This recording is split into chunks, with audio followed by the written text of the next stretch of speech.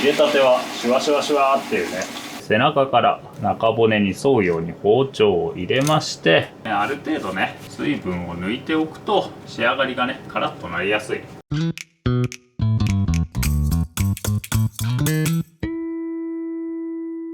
はい、ということで、本日はこちらですね、キス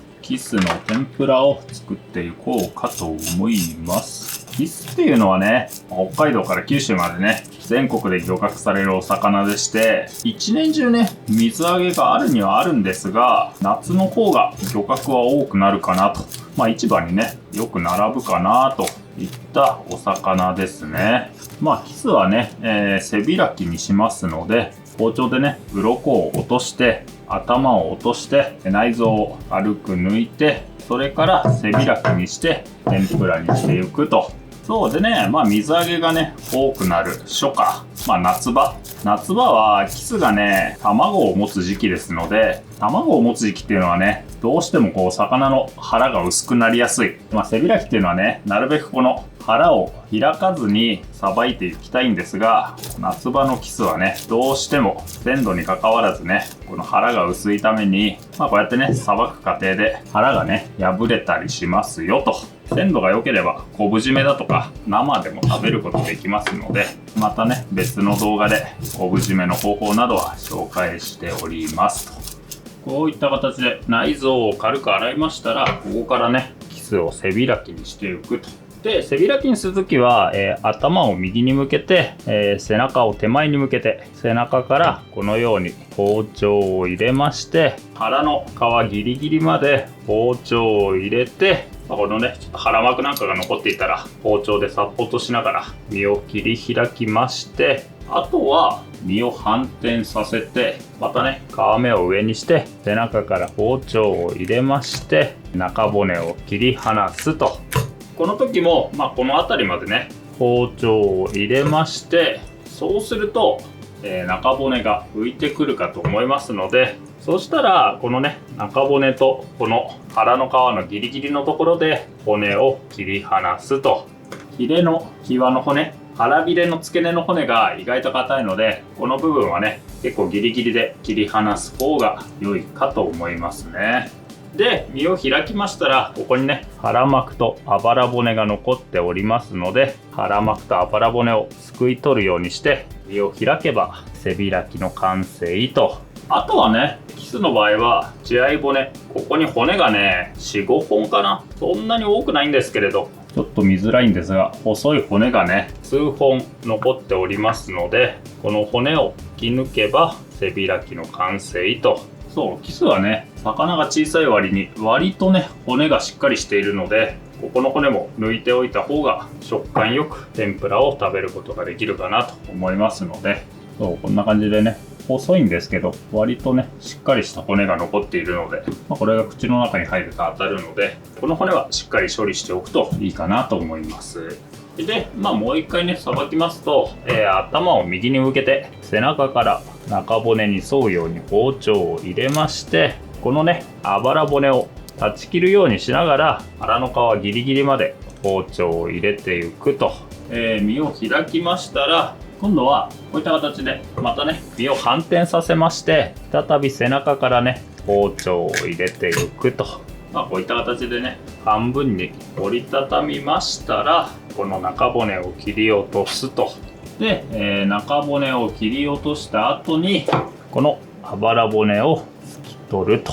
このねあばら骨をすき取る時にこの向きで包丁を入れてもいいですし、やりにくかったらね、身をねもう一度反転させてこっちの向きでねすき取っても良いかなと。そうでね、もしねこの辺にねちょっと硬い骨が残っていたら、ここでまた硬い骨を切り落として、あとはここの血合い骨、ここの骨を何本か抜けば背開きの完成と。でね、よくね関西は背開き、関東は腹開きなんてね言われたりするんですが、基本的にはね火を通す魚というのは背開きにした方が見た目が良くなりますよと。これはね覚えておいた方がいいかなと思いまして、っていうのはね、魚の皮というのは火を入れると縮まりますので、当然ねここに火を入れるとこう皮が縮まって身がねこういった形で反ってくるんですよ。そうなった時に、この背開きだとね、背中の厚い肉がこう外側を向いてるので、このね、反るにしてもそこまで反りきらないっていうのかな。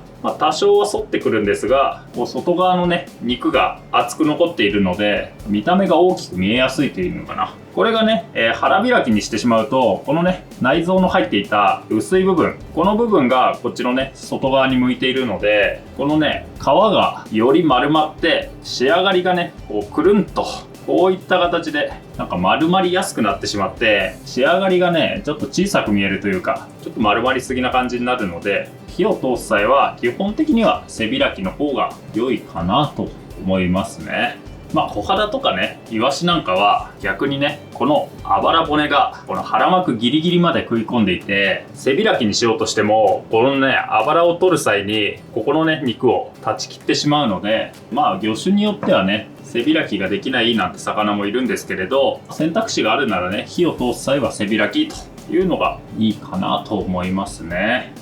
ここからね、揚げ物をしていくんですが、天ぷらを揚げる際のポイントの一つとして、素材の水分をなるべく抜いておくというのがポイントの一つでして、さばいたキスをね、吸水性のね、高いペーパーでくるんで、ある程度ね、水分を抜いておくと仕上がりがね、カラッとなりやすい。カラッとなりやすいというか、揚げた際にどうしてもね、この身が水分を抱えきれなくなって身から水分が出てくるんですけれど、その際にね、衣がベタっとなりやすいので、事前にね、素材の水分を抜いておくと天ぷらのね、カラッとした仕上がりが長続きするようになりますよと。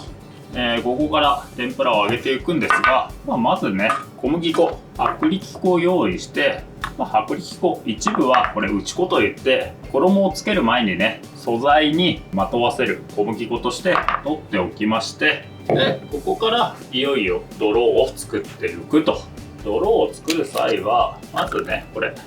卵水を作りまして、卵水というのは卵1個を水に溶きまして、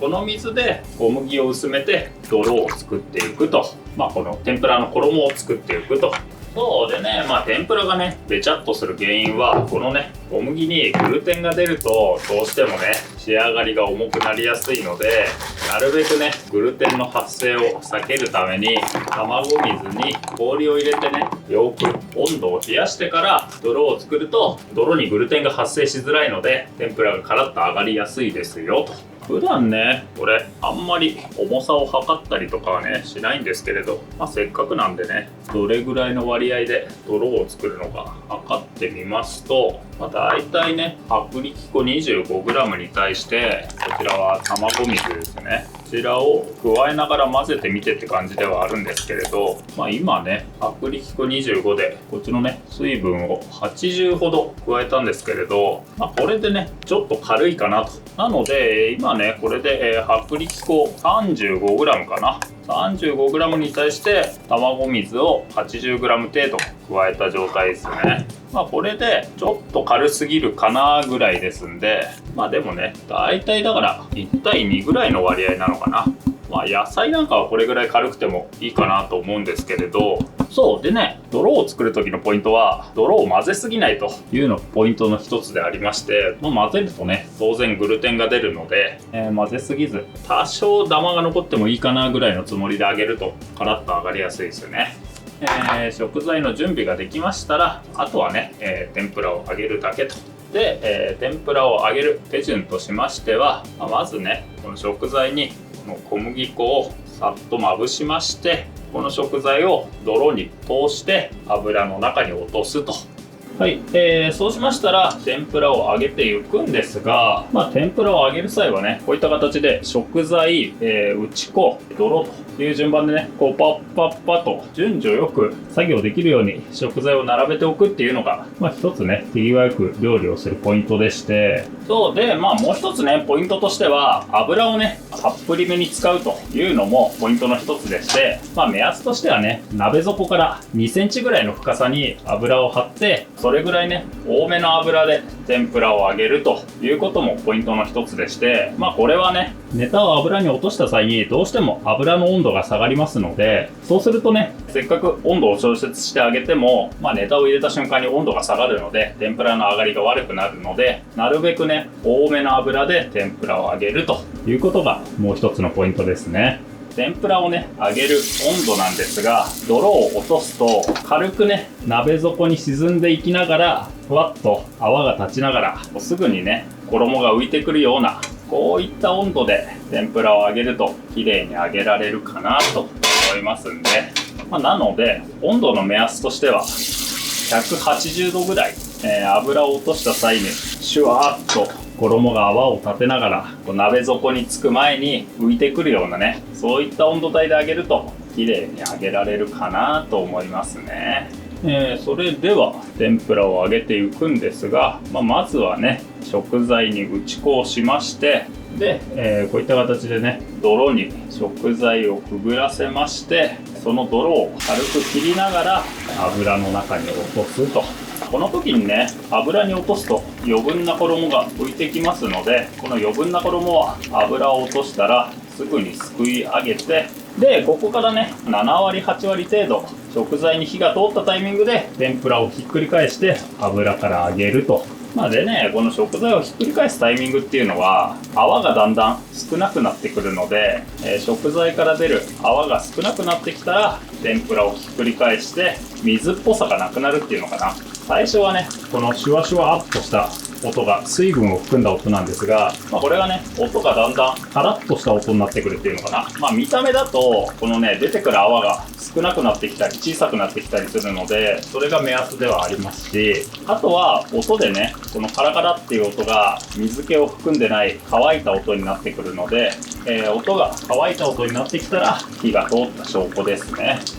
初めのうちはなかなか上がるタイミングが難しいかと思うんですが、このぐらいね、乾いた音になってくれば天ぷらサクッと揚がってると思いますので、そしたら、油から揚げると。もう一回ね、やってみますと、まずはね、食材にね、打ち粉をしまして、続いてこのね、先ほどのネタをこの泥にくぐらせまして、で、泥にくぐらせましたらそのまま、油に落とすと。初めのうちはね、このパチパチパチパチ音が鳴ってて、あとね、シュワシュワシュワっていう音が鳴ってると思うんですが、この音がだんだん静かになってきて泡の出る量も減ってくると思いますので、こういったね、音になってきたらほぼほぼね、火が入っているはずですんで、そしたら天ぷらをひっくり返して、で、もう少しね、火を通しましたら天ぷらが揚がった印ですよ。明らかにね、音が小さくなってきているのと、あとね、泡の量も減ってきていると思うので、そうしましたらあとは、油から引き上げてキスの天ぷらの完成と。このね、入れたてはシュワシュワシュワっていうね、音がこのパチパチパチパチっていう音が聞こえると思うんですけれど、この音がね、上がってくるとだいぶ小さくなるので、こちらを目安に天ぷらを揚げてくださいと。ここまで来るとね、最初に比べてだいぶね、泡も減ってきて音も小さくなっているかなと思いますので、こういった状態になったら一度ね、天ぷらを返しまして、全体にしっかりと火が入りましたら油から揚げると。天ぷらね、揚がりましたら、あとはね、なるべく早く揚げたてを食べるだけと。天ぷらも寿司もね、どうも昨今は超高級料理となりまして、何年も修行した人のみ作れる料理みたいな、そういった印象があるかもしれませんが、こんな感じでね、割と簡単に作れますんで、もちろんね、求めれば揚げるタイミングだとか水分の抜き方だとかね、こだわるポイントはいっぱいあるにはあるんですが、手軽にね、食べれる料理でもありますので、ぜひね、キスなんか手に入った際はご自宅で作って召し上がってくださいませと。で、天つゆでね、食べるんであれば、だしと醤油とみりんを、だしを4に対して醤油とみりんね、1対1で加えれば天つゆができますし、そこにね、大根おろしだとか生姜を加えれば、美味しく食べることできますし、あとはね、もうシンプルに塩とすだちだとかで食べても美味しいので、この辺は、お好みでお召し上がりくださいませと。ということで、今日は、キスの天ぷらのあり方紹介いたしました。以上です。